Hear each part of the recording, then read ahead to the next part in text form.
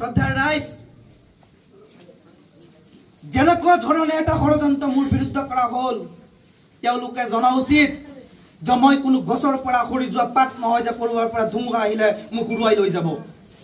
অসমৰ সংখ্যালঘু ৰাইজৰ দুৱা, মোৰ জন্মদাত্ৰী পিতৃ মাতৃৰ দুৱা মোৰ লগত আছে, আপোনালোকৰ সহযোগিতা আছে।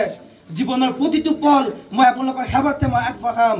এনেকুৱা এটা নহয়, দুটা নহয়, 1000টা যদি ষড়যন্ত্ৰ মোৰ বিৰুদ্ধে কৰে, সকলো নেওচি মই আগবাঢ়ি যাম। এবাৰ নহয়, দুবাৰ নহয়, 1000বাৰ মই কাৰাৰুদ্ধৰ কাৰণে প্ৰস্তুত আছো।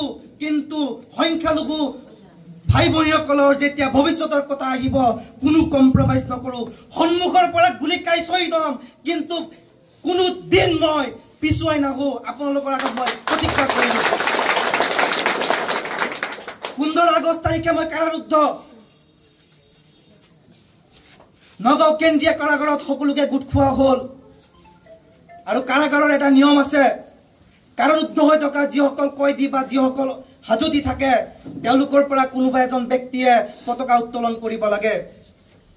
আৰু সেই সময়ত তাত উপস্থিত থকা সকলো কয়দী ভাইসকল, হাজতি ভাইসকলে মোৰ নামটো উচ্চাৰণ কৰিলে যে মই পতাকা উত্তোলন কৰি দুই এষাৰ কথা তেওঁলোকৰ আগত ৰাখিব লাগে। শ্ৰদ্ধাৰ ৰাইজ,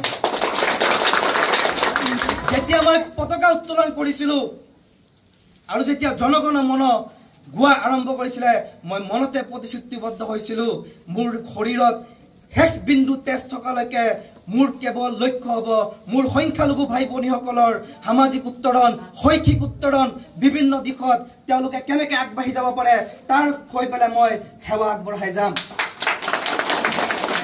আজি মই ভয় কৰা নাই। কিছু পৰিমাণে হয় মোৰ মনটোত বেয়া লাগিছে যে আজি মই এজন সাধাৰণ যুৱক, 26 বছৰ বয়সত মই মানুহৰ কাৰণে মই কাম কৰি গৈ আছিলো। আৰু এছাম লোকে ইমান ডাঙৰ ষড়যন্ত্ৰ কৰি দিলে, য'ত ডাঙৰ ডাঙৰ ৰাজনৈতিক নেতা, উচ্চপদস্থ আৰক্ষী বিষয়াসকল জড়িত হৈ পৰিলে মোৰ নিচিনা এজন সাধাৰণ যুৱকক দমন কৰিবৰ কাৰণে। ইয়াতকে আৰু লজ্জাজনক কথা অসমৰ বৰ্তমান পৰিস্থিতিৰ বাবে কি হ'ব পাৰে যে অসমত এনেকুৱা এক স্বৈৰাচাৰী, এনেকুৱা একনায়কত্ববাদী শাসন চলিছে, য'ত মোৰ নিচিনা এজন সাধাৰণ যুৱকৰো নিৰাপত্তা নাই। মই পুনৰবাৰ মই সকলোকে মোৰ অন্তৰৰ পৰা ধন্যবাদ জ্ঞাপন কৰিছো, কৃতজ্ঞতা জ্ঞাপন কৰিছো। আৰু মই অনাগত দিনত আপোনালোকৰ বাবে কাম কৰি যাবৰ কাৰণে মই আপোনালোকৰ দুৱা আশীৰ্বাদ বিচাৰি, সহযোগিতা বিচাৰি মই মোৰ বক্তব্য সামৰি মাৰিছো। ধন্যবাদ।